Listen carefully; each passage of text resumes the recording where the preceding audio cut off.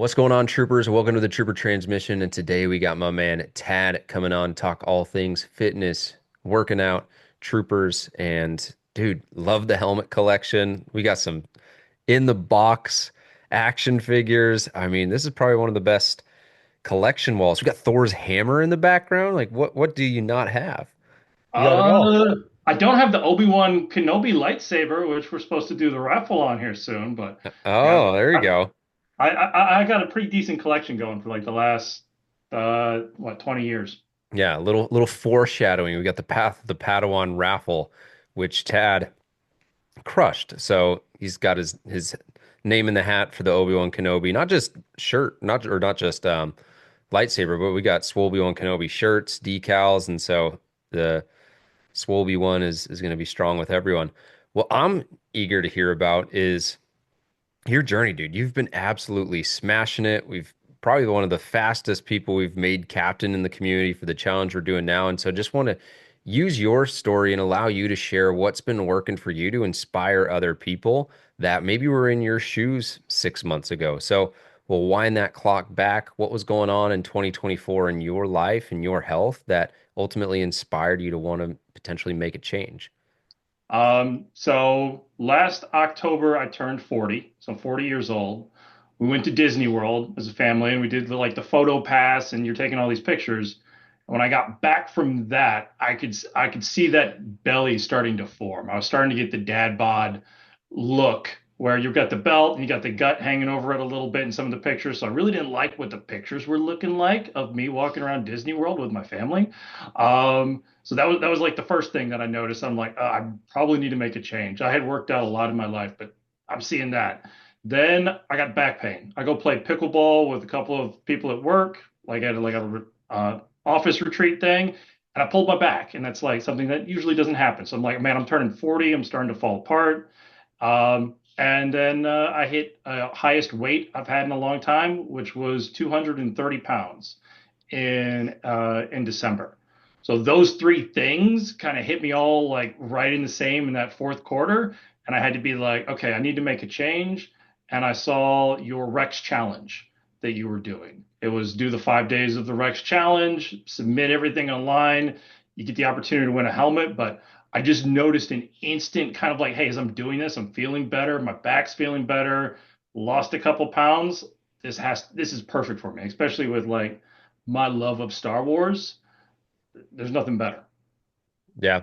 And so I remember that challenge and I remember seeing your name and people submitting everything. And so what was the thing that ultimately had you reaching out? Because obviously you were seeing results with the stuff on the YouTube channel.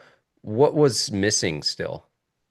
I was missing that sense of community. I'd say that when I first started this, like I told you, like I can do workouts. I've done P90X, all of that stuff in the past, but it's just you doing it. You don't have that challenge of like other people.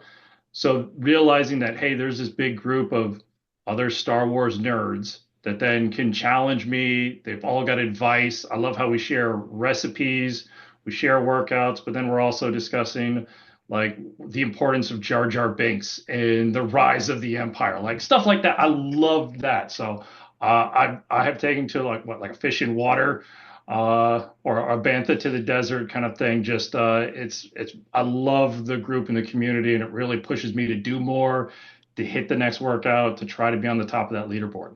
Yeah, absolutely. And we'll get to some of the gamification things in a second because I think that's something that you've, to your point, just taken and run with that competitive nature that you have, maybe, from those pickleball days or whatnot. What, when you were getting ready to start, concerns did you have? Because obviously you're on the other side of the country and this is something that is remote. Was that a concern or was there any concern at all? And you're just like, man, I feel 100% ready. What was your thought process going into really getting started? I say my biggest was concern was that even though you see all this behind you, it's kind of hard to say, but I usually don't spend a lot of money on myself. Like this is stuff that I've collected over like 20 years and stuff, but it's really hard for me to be like, hey, I need to schedule time for myself to go to the doctor, or I need to schedule time for myself to do this. I've got a family taking care of everyone else. So it seemed like a really selfish thing to be like, hey, I'm going to sign up for a personal trainer and like the gym and start investing in like the weights and stuff like that. So that was my biggest concern getting started. There was no real concern. I've been watching the YouTubes and Instagrams and Facebooks of what you've been doing for like the last 3 or 4 years, and just seeing that constantly pop up, like, man, that looks like a lot of fun. So I was kind of looking forward to that, and it was just finally getting those pieces in play where like you have to do something, otherwise you're going to keep going in that wrong direction. Yeah. That last sentence there, was that the thing that tripped you over? Because to your point, you'd done P90X, you'd done a lot of those things. I know community was a thing that was missing. What helped you make that mindset shift? Because that is so hard. At now I got an 8 month old and I'm already like, man, how do I make sure that I'm taking care of myself for him? But it's really easy to just be like, no, like wife, kids, everything else comes first. What was the thing that helped you make that shift mentally? You did a YouTube presentation about what creating. It was like you had the two islands. You had your dark side and you had your light side. You got to be able to like kind of picture that dark side, and if you continue on the path that you're going, how bad is it really going to get, and kind of create that sense of urgency that you need to like take action to get ahead of it. So looking at, hey, you're at your highest weight, you got back pain, you're going in that direction, kind of helped me to be like, what is this going to be like in 20 years? Like my kid, both of my kids are like, they're a little bit older. One's going to college next year. I'm going to have some time to myself to go travel. Me and my wife want to go around and explore and do all this stuff.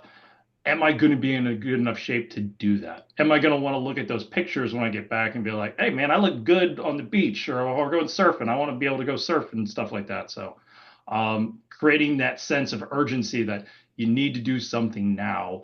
Otherwise, tomorrow's not guaranteed. So you don't know if you're going to be able to do that. So Yeah, totally. And to tie in what you were talking about with Jar Jar Binks, in the community, we have this question, would Palpatine have taken over if Jar Jar Binks was never born? And I always kind of look at health and fitness the same way, where Palpatine was laying the foundation for the Empire for decades. And things don't happen overnight. And so whether it's Jar Jar Binks being the linchpin or seeing some dude in a helmet working out, as a clone trooper as a linchpin, you're at 40 thinking to when you are 60 is very much like, all right, if this linchpin was here or was not here, would Palpatine have taken over the galaxy? Arguments was that, he obviously would have, but I think that kind of insight that you're sharing right there is huge for a lot of people, just to be able to think, all right, what happens if nothing changes? And kudos to you for having the foresight to be like, huh, Chancellor Palpatine is gonna take me to the Dad Bod Empire if I don't, go this path. So kudos to you there.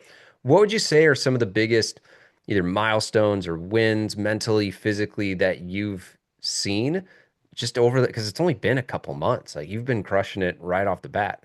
I mean, I started like it was right at January. I think it was January 1st was the first day, like with the program and stuff. So we're looking at about 2 full months in, no back pain. So I was really bad. Like I couldn't even like bend over to like feed the dogs. I was feeling in lower back.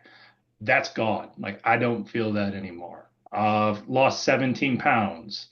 The other great thing with this, that's a big win. It's not just for me because I'm competitive and my wife is competitive. She's kind of like picking up the diet with me and being more conscious of what we're eating.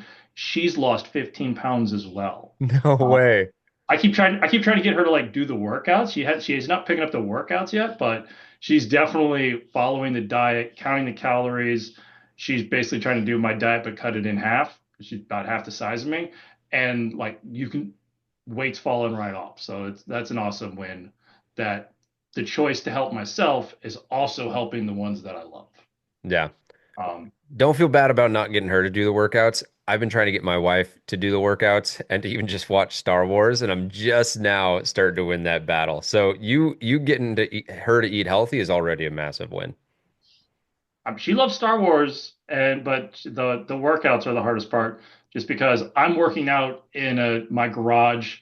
I mean, it's a little bit bigger than the space that you started out with your little like garage underneath the shed or underneath the stairs thing that you had. Yeah. But it still is like a corner of the garage with paint cans and dirt everywhere and all the lawn equipment's around.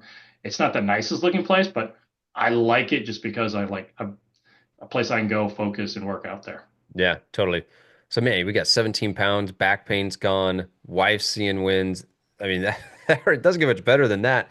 Yeah. For you, if you were to talk to yourself a year ago or talk to a younger brother or anyone watching this who is in your shoes going to Disneyland and being like, man, I don't like how I look in these photos, what would be your three keys to success? The things that if you were to just give someone advice, hey, here's three things to focus on, it'll have a huge impact on you.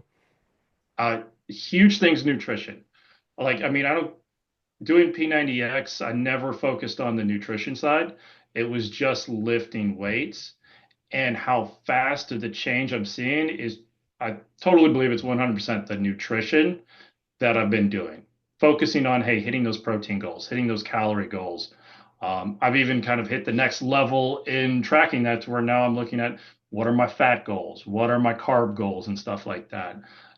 Don't skip nutrition. It's super important to do this.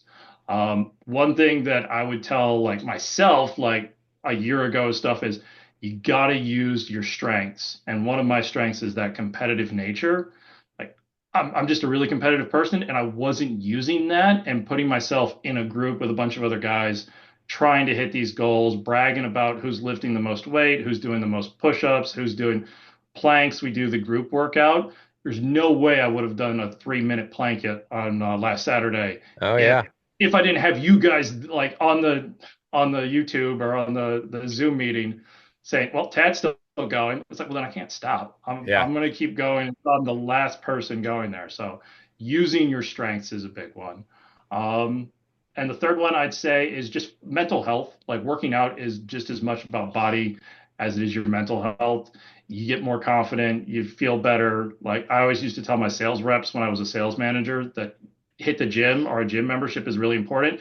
It will help your numbers just because of how you're going to feel better and you're going to be in a better place to communicate and stuff like that. Yeah. Those last two are huge, and I've never heard either of those on any of these the Trooper of the Week, interviews. The sales number, whether it's performance from a presentation standpoint or just, I always like to think everything is sales, even if it's just ideas. And I think one of the big things that you touched on there is just when you're present with who you're talking to and not thinking about how your belly's sitting over your belt or how your clothes are fitting, it's so much easier to connect with people. And so anyone watching who's just like, man, I would love to have more energy to produce or perform more, start with your health because when you can be present and when you've got that energy and your energy is a 10 out of 10, it's like a lightsaber emitter that just gets you acting like a freaking hyperdrive using Star Wars analogies at this point. Um, Last question, and I've never asked anyone this. I did tell you, so All I right, want I to got it. want you to know that this is the first ever. Um, what is your favorite Star Wars quote? Okay, it's one that I'm surprised that you haven't brought up in any of your presentations or anything. Persistence without insight will lead to the same outcome. What the armorer tells Mando when he's trying to swing the dark saber, and he's like, "Hey, I want to keep going. I want to keep trying." If you keep doing the same thing over and over, you're not going to have results. You need to take a step back and be mindful of what you're doing, learn from it, and then go at it again. Um, Mm. I think about that quote a lot, and I know it's like a newer one. It's Book of Boba Fett, which some people are like a little bit down on, but I love that whole Mando Return of the King episode is one of my favorite there. Dude, that is so good. And you're right. I have not used that one at all, but just the idea of continuing to hammer away, whether that's with a dark saber or a hammer or the same workouts, and not getting a different perspective and being able to step back and see the entire field or see the entire forest and not getting caught in the weeds. That's a killer quote. So good for you for stumping me because you're right. I always talking. Everyone's like, dude, you can stop talking like Yoda, and I'm like, but he's so wise. But the armorer's got some wisdom as well. Tad, my man, super pumped for you. Super excited to see the results you're getting, and we're just getting started. So I can't even wait to see where you're at the end of this year, even just in a few more months. So, any final words before we let you go and get back to your push-ups and beating everyone on hat planks? Yeah, I need to do a workout today because today's actually like my Wednesday in between my legs and my uppers. So I got to go pick one of the ab workouts to knock out. But I totally appreciate what you, Marcos is doing with this, with the entire community. Like everyone's pushing base makes me better. So I really appreciate the opportunity and all of the energy that you and everyone in the group put into this because I'm seeing great results. My family's seeing great results. And I just love it, man. Yeah. Just because I love Star Wars, Yeah, just absolutely. which is a lot. Yeah. It all starts with the hero's journey, and if we can tap into our alter ego and pretend like we're clone troopers working out, doing it for the Republic just hits a little different. So, Tad, you're awesome, man. You're the man, and okay, I'll watch your career with great interest, as Palpatine says. Take care, man. Thanks, Paul.